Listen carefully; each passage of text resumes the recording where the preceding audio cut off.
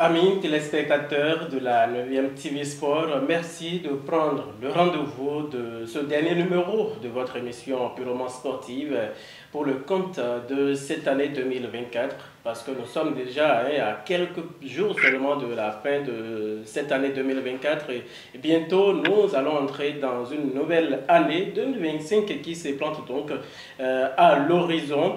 Alors, on va parler de sport comme je viens de l'annoncer avec mes consultants. Je dis que je suis là avec Clément Wessavi.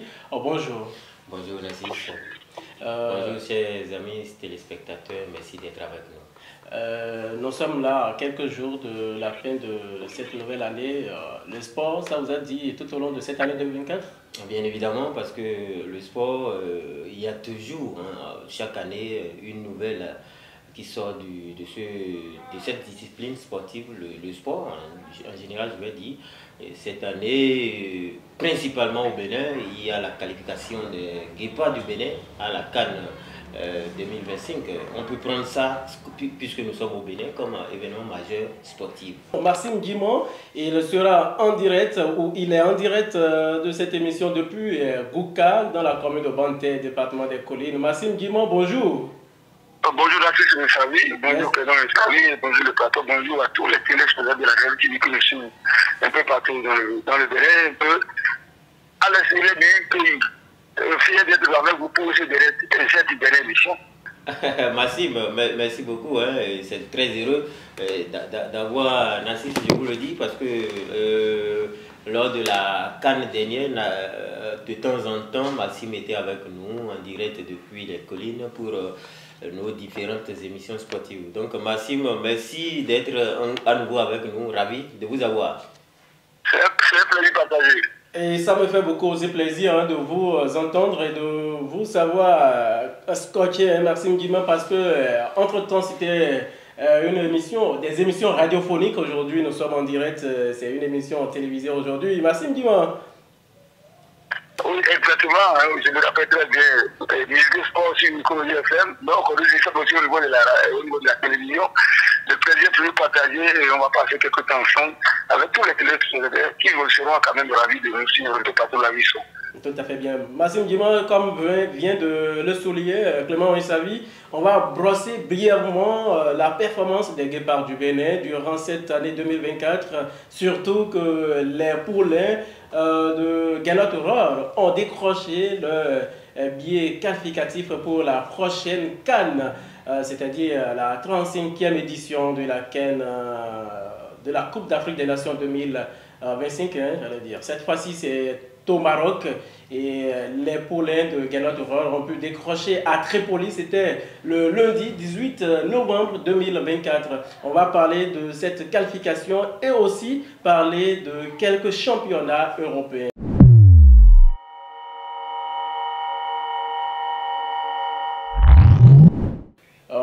Nous allons donc démarrer le sujet par la qualification des Guépards du Bénin au cours de cette année 2024. Les Guénot Aurore et ses joueurs ont joué assez de matchs, que ce soit des matchs amicaux. On a vu le match amical face à l'équipe tenant du titre de la CAN, la Côte d'Ivoire, et on a vu le score, 2 buts partout, avant qu'il ne livre un autre match amical face au Lion de la Teranga, c'est-à-dire le Sénégal, 2 buts à 1.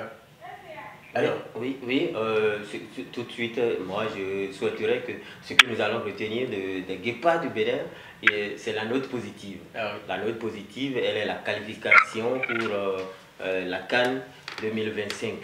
Maintenant, il faut d'abord saluer cela, saluer cette qualification parce que l'attente a été un peu longue parce que depuis 2019, face au Maroc, lorsqu'on a été éliminé en cas de finale par donc, le Sénégal que vous venez de mentionner. Alors, on n'est plus reparti à cette CAN-là. Et cette fois, le Bénin est reparti, les Guépards, ils seront en 2025. Bon, c'est quelque chose à saluer. Parlant de leur performance, bon, on va dire qu'on va attendre, on va souhaiter avoir davantage. Parce que cette performance-là, ce n'est pas encore cela et ça ne rassure pas davantage. Parce que cette qualification-là a été arrachée en dents des scies, si nous regardons un peu le parcours durant donc, ces qualificatifs. 6 matchs joués, 2 victoires, 2 nuls, 2 défaites pour les Guépards du Bénin. Et on a vu les jeunes comme Junior Laïtan et Dodo Doku, Imoran Hassan qui ont prouvé qu'ils sont des jeunes espoirs de l'équipe nationale du Bénin. Est-ce qu'on peut aujourd'hui compter sur ces joueurs-là et aller au Maroc remporter des grands matchs? On ne sait pas encore avec quelle équipe les Guépards vont faire face. Bien sûr, quand bien même qu'aucune équipe n'est à sous-estimer parce qu'aujourd'hui le football moderne, ce n'est plus ce que nous vivons par le passé. Il n'y a plus une équipe aujourd'hui qu'il faut donc dire, bon, celle-là, elle est une petite équipe, il n'y en a pas. Maintenant, vous parlez tout à l'heure des jeunes espoirs qui ont donc fait parler d'eux durant les qualificatifs. Ça, c'est aussi une autre note positive. Lorsqu'on parle du succès collectif qui englobe la qualification de toute l'équipe nationale, il y a aussi ces talents-là qui se sont révélés et effectivement, on peut et on doit même compter sur ces jeunes-là et leur donner beaucoup plus de confiance afin qu'ils fassent donc des choses magnanimes lors de la CAN. Massim Guimont, au bout d'un match très compliqué à Tripoli par les Guépards du Bénin, finalement Steve Mounier et ses coéquipiers ont pu décrocher leur billet pour la prochaine CAN au Maroc. Est-ce déjà un point de départ pour les Guépards d'aller encore très loin comme c'était lors de leur dernière participation avec les Sertunés à Alagbé, Khaled Adénon et bien d'autres, Moïse Adéléou, ils sont allés jusqu'à jouer les quarts de finale, Massim Guimont.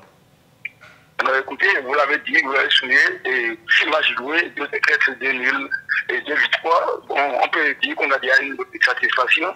Donc on peut déjà d'abord tirer le chapeau au sélectionneur national qui a fait un travail, même s'il avait dit que le titre principal c'est la qualification pour la Coupe du Monde. Au moins, il a arrivé à nous amener à la CAN 2025. Donc il y a une hauteur de satisfaction. Vous voyez, les jeunes, quand vous l'avez souligné, les garçons de moins de 22, 23 ans qui sont, il y a certains parmi qui ont déjà 19 ans, qui ont montré une solidarité au niveau de l'équipe nationale, au sein de la sélection nationale.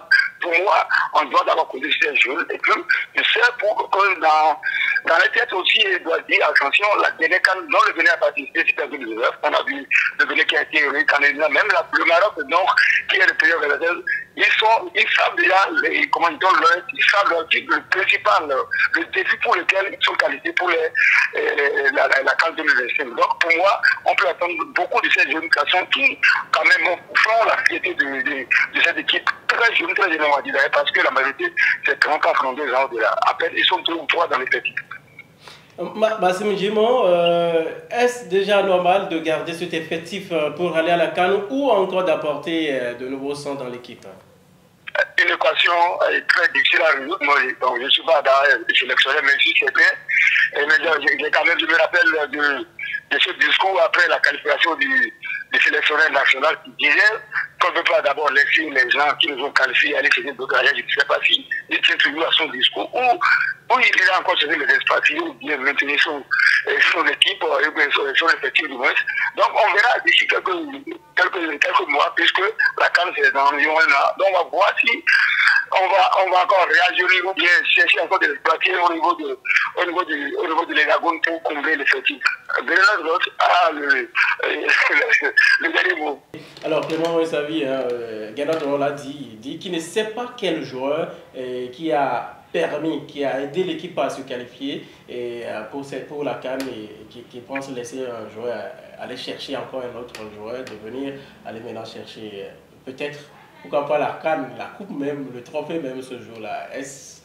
Il est sur sa ligne droite selon vous? Bon, il est le technicien qui est là aujourd'hui, qui fait le travail. Mais moi, je crois qu'à mon sens, il ne doit pas rester campé sur cette position pour dire qu'ils ont déjà réussi à décrocher la qualification et que, bon, on peut se satisfaire que ça suffit déjà. Il faut que ce soit eux qui partent de l'autre côté du Maroc pour faire le travail. Nous parlons de fin d'année 2025. Et actuellement, nous sommes en fin d'année 2024, donc ça va se passer dans un an. Et beaucoup de choses vont se passer, et quand même lui-même, avec le staff technique, le ministère, toutes les autorités sportives, il y aura plutôt de modifications. En dehors de modifications, il y a des joueurs qu'on note, des binationaux qui sont là, des négociations peuvent aboutir à tout moment à leur endroit. Pourquoi pas ne pas les intégrer dans l'effectif là pour avoir donc le renfort qu'il faut pour aller au-delà et vous le dites tantôt, décrocher, pourquoi pas le Graal au Maroc. Ça serait certainement un exploit pour le Bénin ce jour-là. J'imagine déjà. Massim, moi j'imagine Massim. Pas mon avis, moi je dis que non, puisque notre délégation comme Téréguel, qui a moins de 20 ans, pour les garçons comme André Songoli, 20 ans, vous prenez les garçons comme Doudou Doukou, 20 ans, vous prenez les jeunes comme Lansal, moins de 20 ans. Donc, rajeunir l'équipe à mon avis, ça serait très difficile pour les techniciens de l'Europe, puisque il est dans une dynamique, il a un groupe solidaire qui, depuis environ 2 ans, sont ensemble. Donc, quand on va commencer par dire l'équipe, intégrer d'autres, est-ce que ça ne serait pas un gros souci pour l'intégration des autres? Puisque vous avez la CAN, et dans la CAN, c'est environ plus de 2 mois ou 1 mois pour la préparation. Est-ce que les nouveaux venus pourront intégrer cette dynamique du sélectionneur? Donc, grosse intégration, on va voir, on est là, on va observer pour voir ce que ça va donner. Massim, si vous estimez qu'il doit rester là, bon, j'ai bien dit dans mes propos, hein, beaucoup de choses peuvent se passer de maintenant jusqu'au moment où la CAN va démarrer du côté du Maghreb. Donc qu'on se dise aujourd'hui que cette équipe est déjà l'équipe en place soudée, je ne crois pas qu'on reste sur cette position-là. Ce serait toujours bien de faire avec certaines personnes, quitte à voir au moment venu qui sont ceux-là qui vont répondre convenablement pour faire le job au Maroc. Sauf cas de blessure, dites-moi, qui viendra peut-être remplacer Roche au niveau de la défense centrale ou Massim, comprenez avec moi que je n'ai pas mentionné un joueur et un autre joueur qu'il faut remplacer. Je n'ai pas dit ça là, je ne suis pas dans ce schéma-là, mais quand même, beaucoup de choses se passent en football. Justement, c'est pourquoi je dis, sauf blessure du cas, qui viendra peut-être, bon, ça a été, sauf en cas de blessure, qui viendra peut-être remplacer les menaces au niveau de la respiration, qui viendra peut-être remplacer. Moi, je parle de l'équipe, hein, je ne parle pas nommément, Massim. Donc, pour moi, la dynamique, si le coach dit qu'il sera dans cette dynamique, moi je dis que c'est ça. C'est vrai qu'avant de commencer par intégrer la CAN, il y aura à peine 1 mois pour préparer cette CAN-là.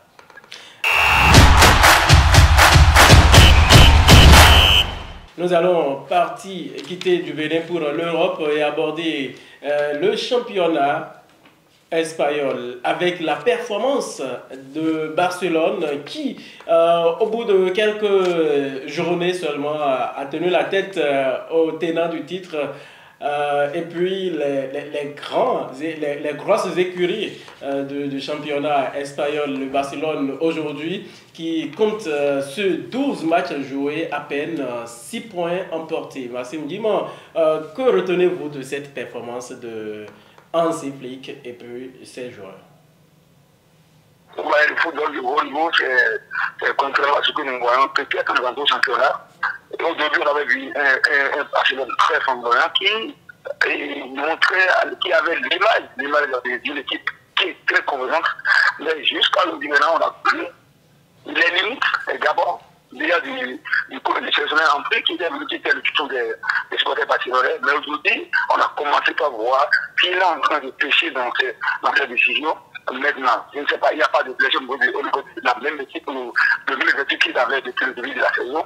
Mais il y a, après environ 2 ou 3, 5 matchs, maintenant, il a commencé à se réviser. On a vu Milanes qui a battu littéralement le FC Barcelone. Et puis, la fois dernière, il y a de cela 3 jours, il y a aussi la technologie qui a cliqué au FC Barcelone. Donc, en fait, de façon générale, il y a un peu statique du moins, mais actuellement, il y a le FC Barcelone qui est en train de monter en grande équipe. On a constaté que depuis que le jeune Lamine Yamal n'est pas sur le terrain, la performance de Barcelone baisse. Justement, oui, depuis la blessure de Yamal, l'affaissement du Barça a tué. On a vu seulement il y a rappelé seulement qui a pris ses responsabilités. Qui joue, au niveau de cette raison, il y a du moment. Quand il n'est pas là, il y a l'équipe du Barça et dort. Donc, en fait, on va tout de suite trouver des solutions à cette mauvaise performance. D'accord.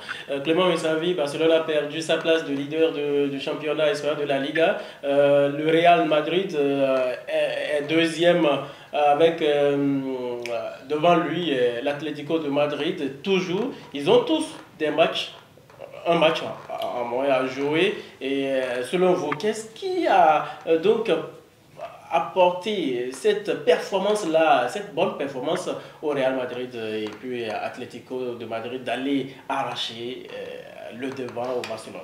Vous savez, c'est le football espagnol, la Liga, c'est cela qui fait ça, comment on appelle-t-on?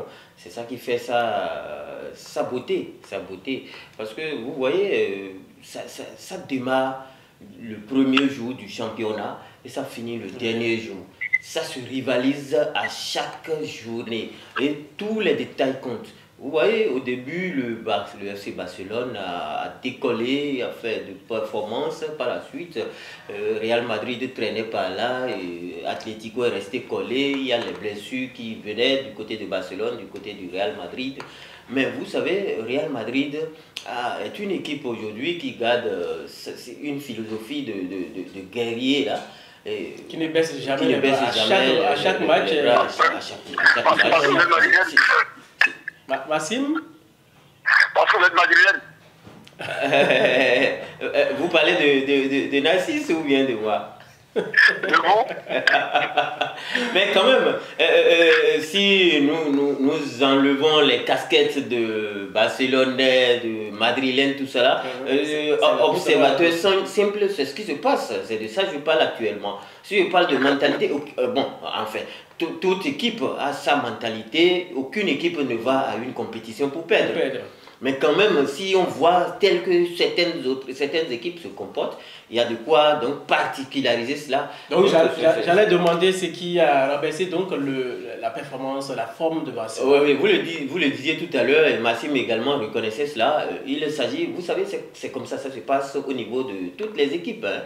Il y a toujours un joueur qui est le poumon de l'équipe, et dès lors que ce joueur-là tombe dans une méforme, blessé, ou bien qu'il n'est plus au grand plutôt de sa forme, ça agit sur l'équipe. Et c'est ce que nous voyons aujourd'hui. Le jeune Lamine Yamal, il est un talent pur. Et aujourd'hui, lorsqu'il y a des soucis, il ne se retrouve plus sur le terrain pour aider ses coéquipiers. On constate immédiatement qu'il y a un vide qui est créé. Donc on peut lier la performance de son équipe plutôt à son absence.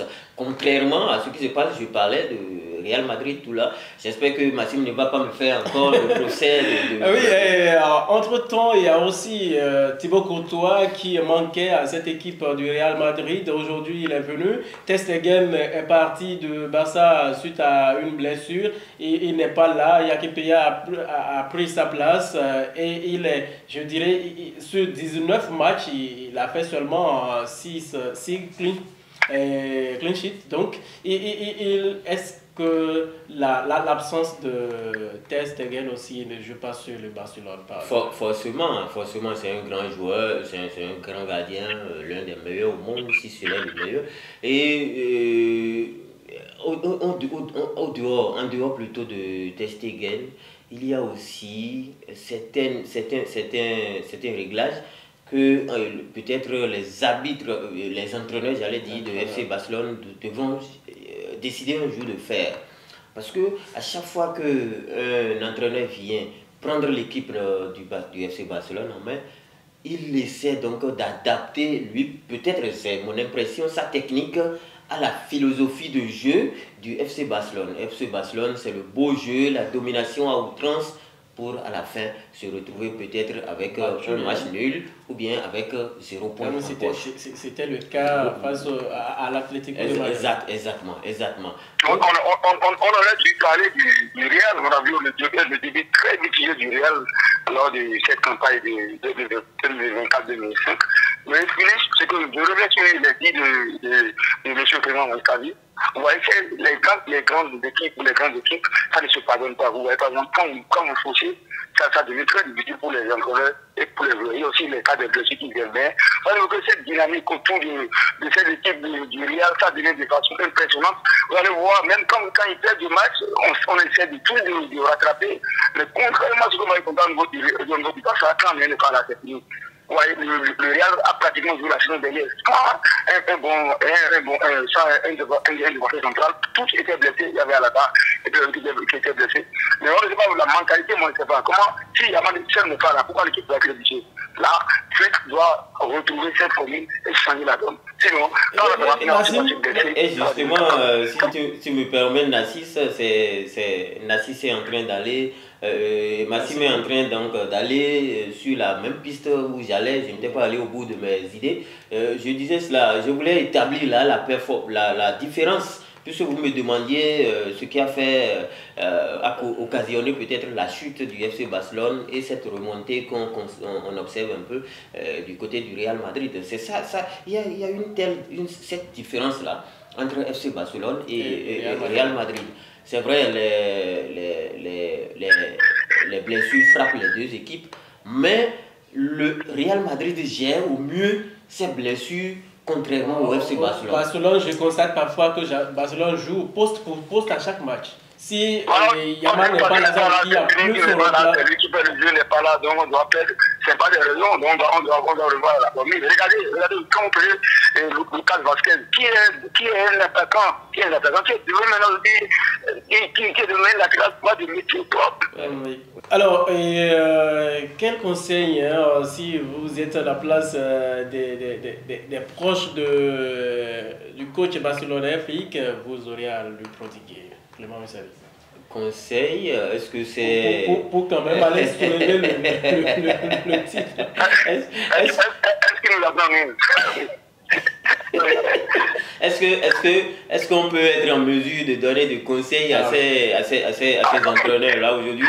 Si je me rappelle des propos de Carlo Ancelotti qui disait que ça l'énerve si on lui dit qu'il a fait un mauvais choix. Est-ce que ce ne sera pas les mêmes propos qu'on va rencontrer lorsqu'on est amené à faire donc des... Mais écoutez, ce qu'il faut faire tout simplement, c'est qu'il faut, au-delà donc de la philosophie, je le disais tantôt, du jeu, du club que vous avez pris en main, apporter votre sien, votre propre manière de faire. Apportez ça, n'essayez pas d'adapter obligatoirement ce que vous savez faire à ce qui se passait au club là où vous êtes venu. Par exemple, je rejoins encore Carlo Ancelotti, qu'on le veuille ou pas, lorsqu'il dit ça, il assume ses choix et parfois ça marche, parfois ça ne marche pas. Mais heureusement pour lui, ça marche beaucoup plus que le moment où ça ne marche pas.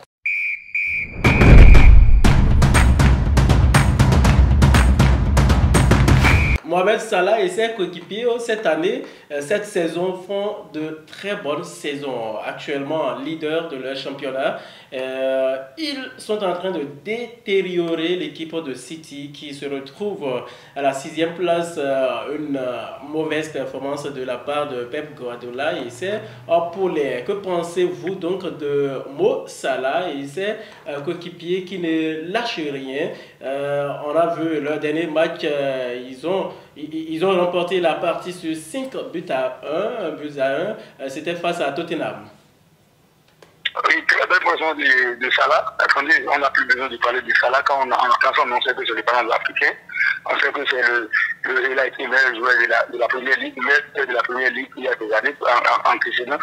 Et vous voyez, c'est des joueurs qui, dans la régularité, tiennent bon. Et Liverpool, le championnat anglais est devenu un championnat très compliqué à même décortiquer. Liverpool, il y a de cela 3 ou 2 saisons, était pratiquement vers les 5e, 4e classes, qui a retrouvé ses repères cette année. Et puis, Mohamed Salah dans ses bons jours, il donne le football très bon.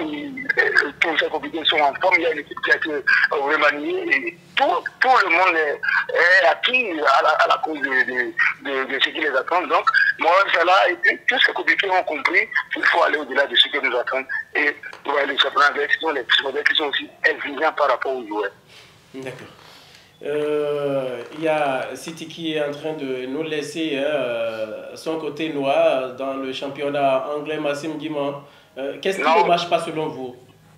Non, c'est c'est la tactique de Pep Guardiola qui est mise en jeu. Les gens, ils l'ont pris de main. Ça m'arrête de jouer. Les gens ont tout pris, donc ils doivent encore revoir.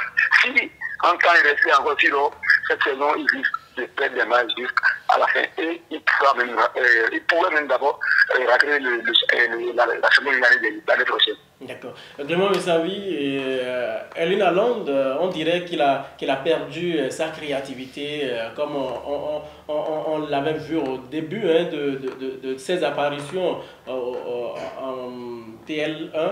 Voilà. Qu'est-ce qui ne marche pas de son côté? Je ne sais pas. Hein. Vous venez de parler de créativité. Moi, je ne connais pas, à mon sens, Haaland créateur. Haaland, c'est un buteur et non un créateur.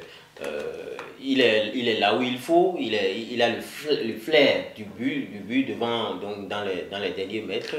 Mais aujourd'hui, il faut revoir quelque chose au niveau de Pep Guardiola parce que peut-être que, Massim le disait tout à l'heure, la tactique, il faut revoir et revoir son placement. Parce que Rodri n'est pas là. Rodri, on parle de ballon d'or là. Oui. On parle de ballon d'or. Il n'est pas là, ses coéquipiers dorment. Voilà, donc pendant qu'il s'occupe du ballon d'or, ses coéquipiers dorment. On espère que lorsqu'il va revenir, ils vont se réveiller. Nous sommes pratiquement à la fin de cette émission et comme je l'ai dit à l'entame de cette émission, nous sommes à quelques jours de la fête de fin d'année, en vos voeux. Que ce soit au nom de la 9e TV et votre propre nom. Moi, je veux tout simplement dire merci à tous les spectateurs de la web télévision 9e TV. Sans eux, on ne peut rien, on n'est rien. Ce sont eux donc qui nous donnent la force que nous avons. C'est avec eux qu'on peut marcher pour aller plus loin et en grand. Donc, mes voeux les meilleurs, toute la prospérité, la santé au premier rang. Et que donc la paix règne sur tous les foyers et ensemble qu'on fasse encore de choses plus grandes. Amen. Maxime Guimont. Oui, d'abord, longue vie d'abord à la 9e TV. Et mes voeux de santé, de prospérité à tous ceux qui nous suivent, à tous ceux qui nous apportent des coups de main. Et spécial coucou à vous et pour la considération de m'avoir invité sur cette émission. Ce n'est pas la première. Donc, bonne fête à tout le monde et puis on se retrouve l'année prochaine. Merci bien à vous, Massim Guimont. Merci à tous nos téléspectateurs. Je dirais tout simplement soyez Liverpool parce que Liverpool en Ligue des Champions est premier, Liverpool en championnat anglais est premier, soyez tout simplement Liverpool. Donc soyez champion, que la nouvelle année nous retrouve en pleine forme et la suite, Dieu va nous bénir. Merci, soyez servi Clément, on servi Massim Guimont depuis Gouka dans la commune de Bonterre, département des Collines. Nous vous remercions et au revoir. Au revoir.